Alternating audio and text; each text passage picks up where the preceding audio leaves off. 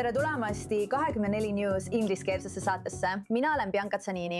Alustame seda saadet surmava terrorirünnakuga, mis toimus mõni aeg tagasi Iisraeli keskosas. Üks inimene sai surma ja vähemalt 5 inimest sai vigastada rünnakus, mis toimus Kohavia piirkonnas, mitte kaugel rohelisest joonest.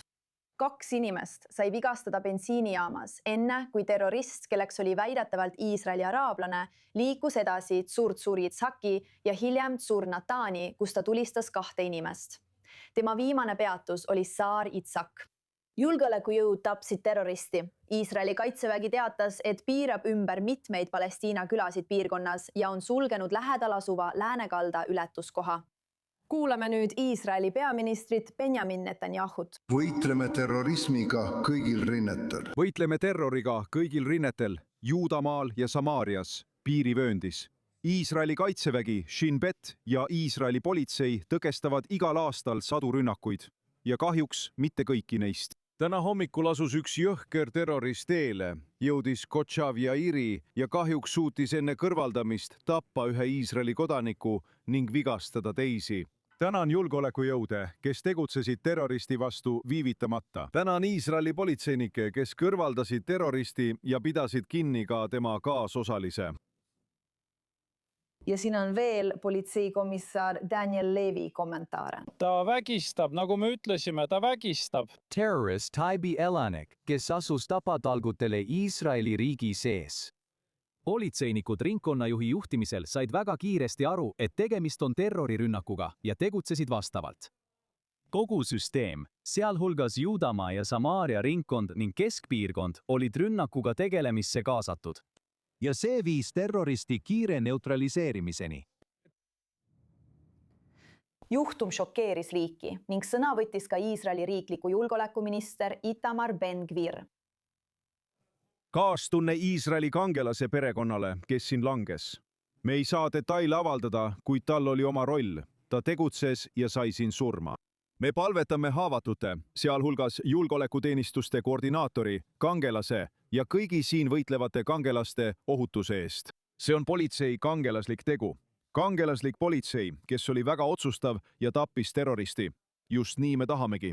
Terrorist tuleb koha peal tappa või kui mitte, siis terroristide surmanuhtuse seaduse alusel. Ma arvan, et politsei tegi head tööd ja just seda me politseilt ootamegi. Ja viimaste uudiste saamiseks läheme nüüd otse-eetrisse meie reporter Joe Browni juurde, kes liitub meiega Kohavia-Irist. Joe, sa oled terrorirünnaku esimeses sündmuskohas. Räägi meile, mida sa tead ja milline on viimane teave, mida oleme saanud. Kõigepealt näitan teile täpset teed, mida see terrorist Kohavia-Iris läbis. Astun nüüd kaadrist välja ja nagu näete, on siin natuke sagimist. See oli esimene koht, kus tavas Iisraeli tsiviilisikute pihta tule. Seal on suur ajakirjanike hulk, sest koos partei juht Naftali Bennett on siin. Ta pöördus just meedia esindajate poole, et jagada oma mõtteid rünnaku kohta. Aga just siit see kõik alguse sai. Pärast seda tuli terrorist mööda seda teed üles, läksin McDonaldsisse ja vigastas veel üht inimest. McDonaldsi põrandal on siiani näha verd ja tema rebitud riideid. Ja ta ei peatunud ka siis, vaid liikus edasi mööda seda maantee 5533. Tal õnnestus jõuda Tzur Itzhakisse ja vigastada veel 2 inimest kogukonna sissepääsu juures. Seejärel suundus ta Tzur Natani poole ja teel Tzur Natani poole õnnestus tal tappa 1 inimene ja vigastada veel 1. See on esimene terrorirünnaku ohver Iisraelis aastal 2026. Pärast seda üritas terrorist tulistada läänekalda asunduse pihta, mis asub kohe rohelise joone taga. Pea meeles, et me oleme siin Iisraeli ja läänekalda piiril. Ta suutis tulistada sealsete turvameeste suunas. Turvamehed tulistasid vastu ja terrorist põgenes sündmuskohalt, pärast mida suutsid julgeolekujõud terroristi nurka ajada ja ta tapeti. Kõik, mida me seni ründaja kohta teame, on see, et ta on araablasest iisraellane Taibest. Tal õnnestus siia sõita Iisraeli numbrimärkidega. Ta on Iisraeli elanik. Ja me teame, et Taibes on veel üks inimene just seoses selle rünnakuga kinni peetud. Me ei tea toimepanija nime. Me ei tea veel ohvri nime. Kuid isegi nüüd, vaid paar tundi pärast rünnakut, on siin endiselt väga tugev julgeolekujõudude kohalolek. palju politseinikke ja palju sõdureid patrullivad endiselt sündmuskohal. Oleme näinud ka palju sõjaväekoptereid üleval lendamas. Taheti veenduda, et teisi terroriste poleks. Esialgsed teated väitsid, et osales 2 terroristi. See ei vastanud tõele. Politseijuhi sõnul oli tegemist ainult 1 inimesega. See inimene tapeti, kuid enne seda jõudis ta tappa 1 inimese ja vigastada veel 5. aitäh, Joe Brown, selle põhjaliku ülevaate eest. Võtame sinuga hiljem uuesti ühendust. Suur aitäh! Ja nüüd pöördume doktor Jako Seligmani poole, kes on traumakirurg ja lahingumeedik. Organisatsioonist United Hatsala oli sündmuskohal ning liitub meiega Tsur Itsakist. Aitäh, et täna meiega liitusite. Kirjeldage palun, mida te nägite, kui sündmuskohale jõudsite? Aitäh, et mind kutsusite. Kahjuks küll sellistel asjaoludel. Ja ma olin üks esimestest, kes siia sündmuskohale jõudis. Terrorirünnak siin bensiinijaamas ja McDonaldsis, nagu te nägite. Ja siis jätkasime tema verise jälje järgimist. See oli nagu kõik oleks ajas seisma jäänud. Kõik elasid oma tavapärast elu. Tankisid bensiini, sõid McDonaldsis. Ja see kohutav terrorist tuli lihtsalt kohale ja hakkas neid tulistama oma isetehtud Carlo kuulipildujaga. Kõik jäi justkui nii, nagu see oli. Vigastatud inimesed vingerdasid põrandal, püüdes turvalisust ja varju leida. Relvastatud tsiviilisikud tulistasid vastu, et sundida terroristi taanduma või ta kahjutuks teha. Kahjuks suutis ta esimeses kohas edasi liikuda ja jätkas tulistamist Surid Hatsis Slatis, kus ta kohtus ka juudi asulate turvajõududega, kes samuti vastu tulistasid. Nagu sa ütlesid, oli meie poolel üks inimene, kes kahjuks uppus. Tema nime pole veel avalikustatud. Ja tänu Jumalale terrorist tapeti. Ja nagu sa ütlesid, me püüame kindlaks teha, kas oli veel üks terrorist või mitte ning veenduda, et kõik inimesed kõigis juudi asundustes on turvaliselt. Ja mis jäi sulle sündmuskohal kõige rohkem silma, kui see teik juhtus? Vabandust. Mis jäi sulle kõige rohkem silma ja kui sa täna õhtul magama lähed, mis sulle meelde jääb? Mida sa tänasest sündmuskohast mäletad? Kas see oli esimene sündmuskoht? Kas see oli koht, kuhu sa pärast läksid või oli see kogu olukord tervikuna? Räägi meile, mis jäi sulle kõige rohkem silma? Mulle jäi kõige rohkem silma see, et inimesed elasid lihtsalt oma igapäevast elu, ei teinud midagi halba ega kahjustanud kedagi ja nad tapeti külmavereliselt lihtsalt sellepärast, et nad olid juudi. Me oleme põlvkondade kaupa öelnud, et mitte kunagi enam, aga nüüd on see aeg käes. Kas see on midagi, mida sa oled varem näinud? Kas sa oled oma elus varem käinud sellise terrorirünnakus sündmuskohal? Kahjuks jah, ma olen olnud liiga paljudel sellistel juhtumitel. Ma olen tegelikult olnud rohkem kui 4 sellisel sündmusel ainult viimase aasta jooksul siin piirkonnas. Mis on sinu jaoks peamine järeldus?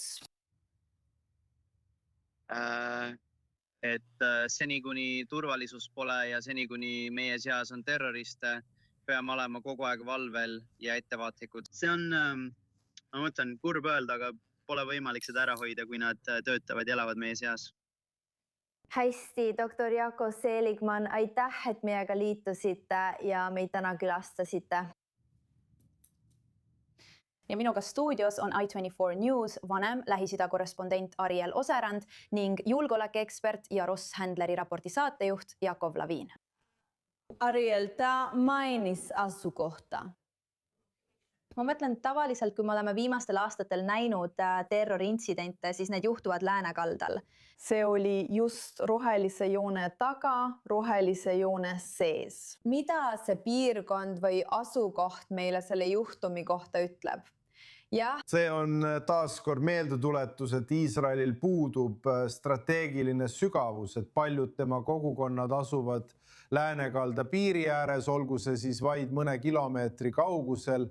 See ei ole ka Taibest eriti kaugel, tead. Ka. Siin ekraanil on kaart linnadest. Ja. Nii et selles konkreetses juhtumis ei ole läänekalda lähedus tegelikult oluline, sest ründaja tuli Iisraeli territooriumilt. Ja just seda Hamas kõige rohkem tahabki. Just siis, kui te eelmist intervjuud läbi viisite, tegi Hamasi sõjaline pressiesindaja Abu Obaida avalduse. See on teine Abu Obaida, sest esimene Abu Obaida kõrvaldati. Ta kiidab seda niinimetatud kangelaslikku rünnakut. nii nad seda nimetavadki, öeldes, et selle viis läbi üks meie rahva võitlejatest Iisraeli sees. Need on Hamasi jaoks nende rünnakute kõige ihaldatumad toimepanijad. Nad tahavad, et võimalikult palju rünnakuid viiksid läbi Iisraeli araablased, et näidata, et iisraelased pole ohutud mitte ainult oma piiride ümbruses, vaid ka oma piiride sees. Ja samuti muudab see Iisraeli julgeolekuasutustele selliste rünnakute nurjamise palju keerulisemaks, eriti luureandmete kogumise mõttes. Hamas ei võta selle rünnaku eest vastutust, seega arvatakse, et see on parema termini puudumisel üksikründaja rünnak, kuid selliseid üksikründajaid on palju. Kuid lõppkokkuvõttes Hamasi jaoks ilmselgelt eelistaksid nad, et tavalised tsiviilisikud viiksid rünnakuid läbi, mitte nende enda liikmed. Aga fakt, et me räägime Araabia Iisraeli kodanikust, see on nende jaoks suur saavutus. Pole vahet, kas 1 tapeti, 5 tapeti või rohkem.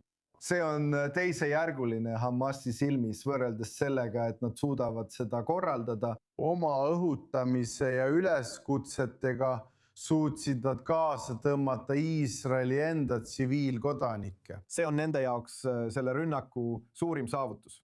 Ja Jakov, me näeme palju reaktsioone Iisraeli juhtidelt. Kõik näib olevat veidi šokkis. Kuigi kahjuks on terrorirünnakud või nende katsed midagi sellist, millega Iisrael on juba rohkem harjunud. Kuidas see aga erineb sellest, mida me tavaliselt näeme? Peamine erinevus seisneb selles, et toimepanija on araablasest iisraelane. See on suhteliselt haruldane terrorismi vorm. Enamik terrorismist, millega me oma linnades ja kodumaal silmitsi seisame, pärineb palestiinlastest terroristidelt. Olgu nad siis pärit Hamasest, PIS-t või kohalikest terrorirühmitustest või tegutsevad nad iseseisvalt ajupesu tulemusena. Shin Bet töötab ööpäevaringselt, et ennetada ja nurjata terroriplaane, mis on sageli seotud ISISega ning mõnikord Hamasi ja PIS-ga Araabia iisraelaste ühiskonna äärealadel. See on midagi, mille eest nad iga sellise arreteerimise puhul hoiatavad. Nad ütlevad, et jälgivad olukorda ja on sellepärast jätkuvalt mures. Nii et vaata, ühest küljest on oluline teada, et meil on siin 2 miljonit araabia iisraelast kodanikku. Ja valdav enamus neist ei ole terrorismiga kuidagi seotud ega taha sellega mingit pistmist olla. Aga kuna osa selle kogukonna noortest puutub kokku džihadistliku indoktrinatsiooniga, eriti internetis, ja sageli leitaksegi neid inimesi just nii, siis on olemas risk, et sellised juhtumid võivad aset leida. Nüüd me teame, et ta kasutas Scarlo automaati. See on improviseeritud tulirelv, mida valmistatakse läänekalda töökodades. Seda kasutavad sageli ka Palestiina terrorirühmitused. Seega tahab Shin Bet kõigepealt teada saada, kes talle selle relva andis. Kas see on osa organiseeritud terrorirakust või tegutses ta omal käel? Need on kõige olulisemad küsimused, millele nad praegu vastuseid otsivad. Ja hiljem, kui uurimine edeneb, saame me järjest rohkem vastuseid. Ja ma arvan, et kuuleme ka Iisraeli araabia kogukonna juhtidelt, kes mõistavad selle rünnaku hukka ja edendavad kooselu. Sa puudutadki praegu seda teemat, mida me võime edaspidi oodata. Me teame, et politsei on Taibes arreteerinud teise kahtlusaluse, mida me võime praegu oodata Iisraeli politseilt ja Iisraeli võimudelt. Nad on ümber piiranud Taibe ja mõned teised Palestiina linnad. Milliseid järgmisi samme võime koha peal näha? Nii et tead, vaata, kuna tegemist on väga sihipärase politseioperatsiooniga, siis me ei näe koha peal eriti palju. Me näeme väga täpseid haaranguid konkreetsetes aadressides, kuid nad ei kavatse kogu Taibehed ümber piirata. See on Araabia Iisraeli linn. See ei ole mingi Palestiina terroristide herilase pesa. Need on inimesed, kellel on Iisraeli kodakondsus ja kes töötavad üle kogu riigi. Nii et see ei saa olema sama reaktsioon nagu see, mida näed Juudamaal ja Samaarias läänekaldal. See saab olema palju sihipärasem ja palju rohkem tsiviilvõimude terrorismivastane reageering, mitte sõjaline vastus, sest sõjavägi vastutab Juudamaa ja Samaariamaa eest. Iisraeli politsei vastutab selle eest, mis toimub rohelise joone sees. Ja Shin Bet uurib seda kõike. Nii et Shin Bet hakkab juhtima. Nemad on need, kes saadavad politsei erinevatesse kohtadesse. Nemad on need, kes hakkavad seda üles ehitama. Nemad on selle uurimise eest vastutajad ja nad teevad koostööd Iisraeli politseiga koha peal ning juhendavad neid, mida edasi teha, kui nad seda uurimist aeglaselt kokku panevad. Hästi, aitäh. Mõlemad jääge meiega, et kuulda rohkem. äsja saabunud teade. Iisraeli rünnakud Beiruti lõunapoolsetes eeslinnades.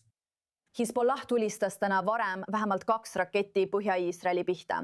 Esimest korda pärast seda, kui Iisrael ja Liibanon leppisid eelmisel kolmapäeval kokku uues relvarahus.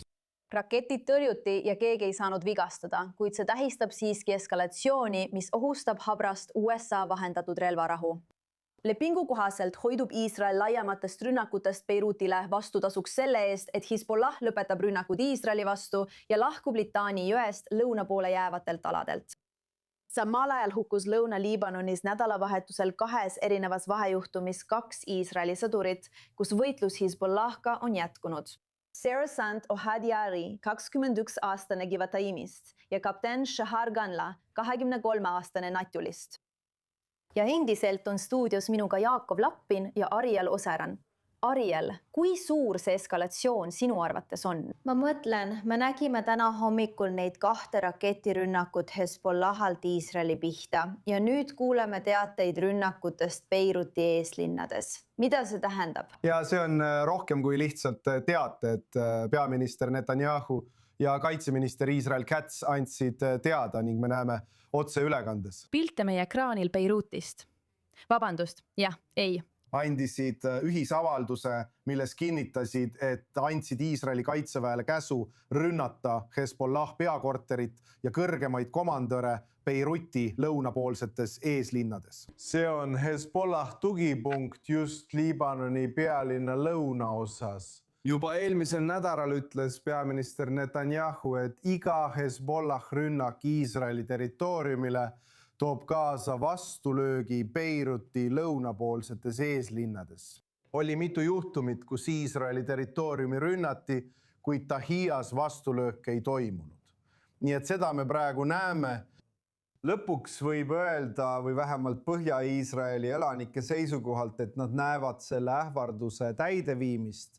Rünnakutele Põhja-Iisraelis vastatakse löökidega Beiruti lõunapoolsetes eeslinnades. See tõenäoliselt põhjustab mõningast segadust väga ebastabiilses läbirääkimisprotsessis Ameerika Ühendriikide ja Iraani vahel. Sest põhjus, miks Iisrael ei rünnanud Tahia piirkonda, oli see, et president Trump palus Iisraelil sellest hoiduda, et võimaldada mingitki edusamme või võimalust edusammudeks läbirääkimistel Iraaniga, sest Iraan esitas nõude, et igasugune relvarahu Ameerika Ühendriikidega peab hõlmama ka relvarahu Liibanonis. Ja seetõttu president Trump selle asemel, et püüda hõlmata kogu Lõuna-Liibanoni või kogu Liibanoni, piirdus sellega vaid Beirutiga. Aga nüüd näeme siin, et nende jätkuvate rikkumistega Hezbollah poolt, kes on öelnud, et nad ei kavatse järgida ega järgigi USA vahendatud relvarahu Iisraeli ja Liibanoni vahel, vaid jätkavad mitte ainult Iisraeli vägede ründamist Lõuna-Liibanonis, vaid ka Iisraeli territooriumi ründamist. Nüüd näeme, et Iisrael annab siin märku, tõmbab punase joone ja ütleb, et aitab küll. Meie Iisrael talusime neid rünnakuid, kuid kuna need jätkuvad, läheb Iisrael nüüd Tahia piirkonnas rünnakule. Ja Jaakob, see pole ju üllatus, et Iisrael ütleb, et aitab küll ja vastab. Nad ütlesid, et teevad seda ja siin me nüüd oleme. Kas Hezbollah lihtsalt provotseerib Iisraeli sellele reageerima? Kas on midagi, mida Iisrael saaks teha, et olukord ei eskaleeruks? Või on see lihtsalt osa uuest reaalsusest, kus Hezbollah ei aktsepteeri relvarahu? Ja seega see ei pea vastu. Hezbollah teeb täpselt seda, milleks ta loodi. Takistada Liibanoni muutumast tõeliselt suveräänseks riigiks ning tegutseda Iraani islamirevolutsiooni jätkuna. Ja hoida seda piirkonda konfliktis, terroriseerida põhja ning püüda muuta põhja elamiskõlbmatuks. Sellepärast Iraan võigi Hezbollah ning Hezbollah lükkab tagasi mõtte, et Liibanoni valitsus ja Iisraeli valitsus võiksid saavutada relvarahu, mis paneb praeguse olukorra eest vastutuse Hezbollah'le. Nii et paljuski on Hezbollah nurka surutud, sest ükskõik kuhu nad vaatavad, olukord läheb nende jaoks aina halvemaks. Neil on Süürias vastane. Nad näevad palju enesekindlamat Iisraeli. Enamik nende tulejõust on hävitatud. Ja nüüd kaotavad nad legitiimsust ka Liibanonis endas. Nii et igalt poolt vaatab vastu halb uudis. Netanyahu on välja öelnud, et Hezbollah on taandumas. kas sa nõustud sellega? 100%. See on mõõdetav ja kvantifitseeritav. Ükskõik, kas vaatad nende tulejõu hulka, juhtkonda, maismaavõimekust või et alustada sissetungi Iisraeli. Kõik need on saanud tõsiselt kannatada. Ja selle tulemusena nad reageerivad ägedalt, sest kardavad, et muutuvad ebaoluliseks. Ja nad teevad seda selgelt Iraani juhiste järgi, et nurjata kõik Iisraeli ja Liibanoni katsed luua mõistlikku tulevikku. Seda me näeme. Ma arvan, et suur küsimus, mida peame meeles pidama, on see, kas Iraan nüüd sekkub, sest nad on ähvardanud. Nad ütlesid, et kui Iisrael ründab Taki-Takia Beirutit, siis nad sekkuvad. Nad püüdsid luua heidutust ja kehtestada mängureegleid ning kasutasid läbirääkimisi USA-ga sisuliselt selleks, et šantažeerida Iisraeli, et ta ei reageeriks nendele rünnakutele põhjas. Iisrael on öelnud, et võrandeid enam ei ole. Need päevad on möödas. Me näeme tulemust Takias praegu. Ja nüüd arvan, et peame Iraanil väga hoolikalt silma peal hoidma, sest nende väide, et nad sekkuvad, on nüüd välja kutsutud ja nad peavad nüüd tegema suuri otsuseid. Mida me siis Iraanilt ootame? Kas nad seavad prioriteediks olukorra Liibanonis koos Hezbollahiga, mitte kokkuleppe USA-ga? Või mida me siin näeme? Vaata, nad peavad jääma Hezbollahi kõrvale, sest Hezbollah liitus selle sõjaga Iraani pärast, et juhtida Iisraeli tähelepanu kõrvale ja näidata solidaarsust ülemjuht Ali Khamenei kõrvaldamise suhtes. Nad ei saa neid maha jätta. Ja nii palju, kui nad on näidanud, vähemalt avalikult, ei ole nad seda teinud. Ja enne seda, kui Iisrael eelmisel nädalal kavatses rünnata, oli kohe rünnakuks valmis. Beiruti lõunapoolsetes eeslinnades IRGC ehk Iraani revolutsiooniline kaardivägi andis Põhja-Iisraeli elanikele evakuatsiooniteate, hoiatades, et iga rünnak Beiruti lõunapoolsetele eeslinnadele saab vastuseks rünnakuid Põhja-Iisraelile. Ja nii ongi, see ongi praegu olukord selle ähvardusega, see ongi ootuspärane. Ma kujutan ette, et Iisrael, kui nad kiitsid heaks need rünnakud Tahijas, tunnistasid, et see on võimalik stsenaarium. Aga jällegi, praegu on pall Iraani käes. Kui nad oma ähvarduse täide viivad, siis tõenäoliselt reageerib Iisrael ja tulistab Iraani pihta ning see tõstab panuseid veelgi. Kui nad sellest ähvardusest taganevad ega ründa, ei vii Iisraeli vastu rünnakuid läbi. See võib olla esimene märk sellest, et võib-olla nad ei anna endast kõike, et päästa Hezbollah'd. See ei tähenda, et nad on neist loobunud, kuid praegu näitab nende reaktsioon tõenäoliselt, kui kaugele nad on valmis minema, et päästa Hezbollah'd. Orgu ja jäädes Iraani ning selle võimaliku relvarahu juurde USA-ga, kui konflikt Ameerika Ühendriikide ja Iraani vahel jõuab täna 100 päevani, pole deeskaleerumise märke eriti näha. Värsked tulevahetused Pärsia lahe piirkonnas ja selle ümbruses hoiavad piirkonda pinges, isegi kui diplomaatilised pingutused kulgevad kulisside taga edasi. Lynn Plachmeier annab teada. See on 100 päeva sõda USA ja Iraani vahel ning vastastikused rünnakud jätkuvad. CENTCOM teatas pühapäeva hommikul, et tulistas alla 2 Iraani drooni, mis ähvardasid Hormuzi väina. CENTCOM avalikustas ka, et USA tõrjus laupäeval mitmeid Iraani poolt Kuveidi ja Bahreini suunas välja lastud ballistilisi rakette ja droone. Iraan tulistas raketid välja vaid mõni tund pärast seda, kui Ameerika väed olid Hormuzi väinas alla tulistanud veel 4 Iraani enesetapuründedrooni. Pärast droonide allatulistamist ründasid USA väed Iraani sõjaväe radaripaiku Korukis ja Keshmi saarel. Reutersi teatel püüavad USA võimud suunata Iraani varasid laheriikidesse, et aidata taastada ja parandada Iraani põhjustatud kahju. Asjaga kursis olev allikas ütles, et Iraan jätkab laheriikide pihta tulistamist vastuseks USA rünnakutele. Sellest hoolimata jätkuvad diplomaatilised pingutused. Pakistani siseminister Mohsin Naqvi saabus laupäeval Teherani, et pidada kõnelusi Iraani ametnikega, sealhulgas välisminister Abbas Araghchiga. Naqvi ütles, et tal oli kaasas, tsiteerin, eriline kiri oma riigi armee juhilt ja peaministrilt Khameneile. Trump kordas samal ajal oma kindlustunnet, et sõda Iraanis saab peagi läbi ja kütusehinnad langevad. Ühel või teisel viisil on see läbi. See kas lõpeb kokkuleppega või lõpeb keerulisemal viisil, kuigi võiks öelda, et palju lihtsamal viisil. ja seega hoolimata jätkuvatest diplomaatilistest pingutustest on konflikt nüüd jõudmas oma teise 100 päeva juurde ilma selge teeta pingeid leevendada. Jakob, see olukord USA ja Iraani vahel on praegu peaaegu nagu vastupidavusvõistlus. Kes viimasena pilgutab? Kes suudab kõige kauem pilgutamata vastu pidada? Kui kaua see võib kesta ja mida on vaja, et olukord muutuks? Vaata, ma arvan, et kõigepealt peaksime vaatama seda Iisraeli huvidest lähtuvalt. See on hea, see olukord minu arvates on Iisraeli vaatenurgast hea ja me ei pruugi tahta, et see muutuks. Sest iga päev, mil Iraanil on kehtestatud blokaad, kaotavad nad $100 miljoneid päevas. Nad ei saa eksportida naftat ega maagaasi Hiinasse ega oma teistele klientidele. Nende majandus, mis oli juba enne seda sõda räsitud ja sai sõja ajal tugevalt kannatada, on nüüd täielikult lämbumas.